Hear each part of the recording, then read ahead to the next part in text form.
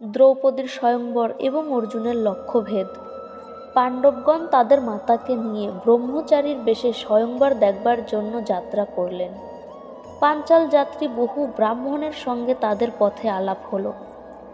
ব্রাহ্মণরা বললেন, তোমরা দেবতুল্য রূপবান, হয়তো দ্রুপদ কন্যা কৃষ্ণা তোমাদের একজনকে বরণ করবেন।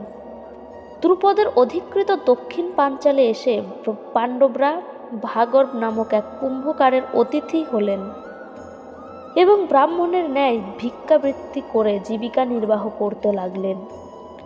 দ্রুপদের ইচ্ছা ছিল যে অর্জুনকেই কন্যাদান করবেন।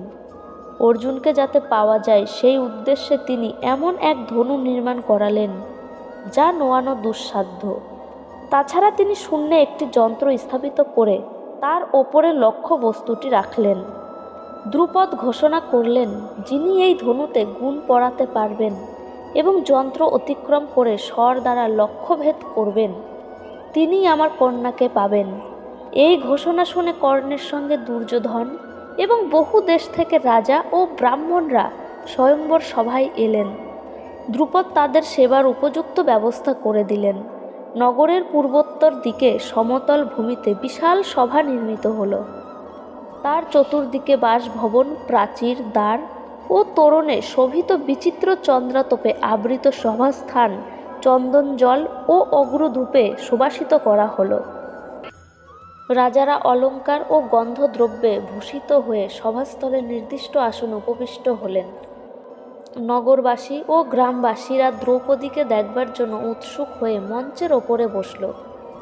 পাণ্ডবরা ব্রাহ্মণদের সঙ্গে বসে পাঞ্চাল রাজের ঐশ্বর্য দেখতে লাগলেন। অনেকদিন ধরে নৃত্য, গীত ও ধনরত্ন দান চলল। তারপর ষোড়শ দিনে দ্রৌপদী স্নান করে উত্তম বসন ও সর্বালঙ্কারে ভূষিত হয়ে কাঞ্চনী মালা ধারণ করে সভায় অবতীর্ণ হলেন।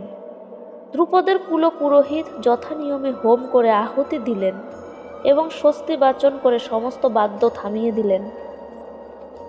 সভা নিঃশব্দ হলে ধৃষ্টদ্যুম্ন দ্রৌপদীকে সভার মধ্যদেশে নিয়ে এলেন এবং মেঘগম্ভীর উচ্চস্বরে বললেন, সমবেত ভূপতিগণ, আমার কথা শুনুন।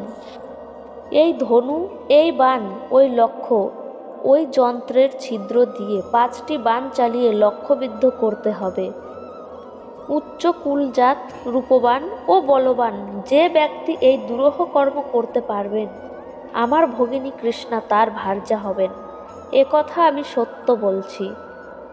তারপর ধৃষ্টদ্যুম্ন দ্রৌপদীকে সভাস্থ রাজাগণের পরিচয় দিলেন, যথা দুর্যোধন প্রভৃতি ধৃতরাষ্ট্রের পুত্রগণ, কর্ণ, শকুনি, অশ্বত্থামা, ভোজরাজ, বিরাটরাজ, বাসুদেব, ভগদত্ত, কলিঙ্গরাজ, মদ্ররাজ, শাল্য, বলরাম, কৃষ্ণ, প্রদ্যুম্ন প্রভৃতি, সিন্ধুরাজ, জয়দ্রথ, শিশুপাল, জরাসন্ধ এবং আরও বহু রাজা।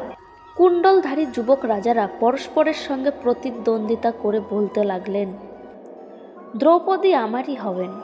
মত্ত গজেন্দ্র এবং ভস্মাবৃত অগ্নির ন্যায় পঞ্চপাণ্ডবকে দেখে কৃষ্ণ চিনতে পারলেন এবং বলরামকে তাদের কথা বললেন। বলরামও তাদের দেখে আনন্দিত হলেন। অন্যান্য রাজা ও রাজপুত্রগণ দ্রৌপদীকে তদ্গত চিত্তে নিরীক্ষণ করছিলেন। তারা পাণ্ডবদের দেখতে পেলেন না। যুধিষ্ঠির ও তার ভ্রাতারা সকলেই দ্রৌপদীকে দেখে কন্দর্প বাণে আহত হলেন। অনন্তর রাজারা সদর্পে লক্ষ্যভেদ করতে অগ্রসর হলেন, কিন্তু তারা ধনুতে গুণ পড়াতেও পারলেন না। ধনুর আঘাতে তারা ভূপতিত হলেন। তাদের বিরাট হাড় প্রভৃতি অলঙ্কার ছড়িয়ে পড়ল। তখন কর্ণ সেই ধনু তুলে নিয়ে তাতে গুণ পরিয়ে সরসন্ধান করলেন। পাণ্ডবগণ এবং আরও সকলে স্থির করলেন কর্ণ নিশ্চয় সিদ্ধিলাভ করবেন। কিন্তু কর্ণকে দেখে দ্রৌপদী উচ্চস্বরে বললেন, আমি সুত জাতীয়কে বরণ করব না। কর্ণ সূর্যের দিকে চেয়ে সক্রোধে হাস্য করে স্পন্দমান ধনু পরিত্যাগ করলেন। তারপর দমঘোষের পুত্র চেদিরাজ শিশুপাল ধনুতে গুণ পড়াতে গেলেন, কিন্তু না পেরে হাঁটু গেড়ে বসে পড়লেন। মহাবীর জরাসন্ধেরও ওই অবস্থা হলো। তিনি উঠে নিজ রাজ্যে চলে গেলেন। মদ্ররাজ শল্যও অক্ষম হয়ে ভূপতিত হলেন। তখন ব্রাহ্মণদের মধ্য থেকে অর্জুন উঠে দাঁড়ালেন। কেউ তাকে বারণ করলেন, কেউ বললেন শল্য প্রভৃতি মহাবীর অস্ত্রজ্ঞ ক্ষত্রিয়রা যা পারলেন না, একজন দুর্বল ব্রাহ্মণ তা কি করে পারবে।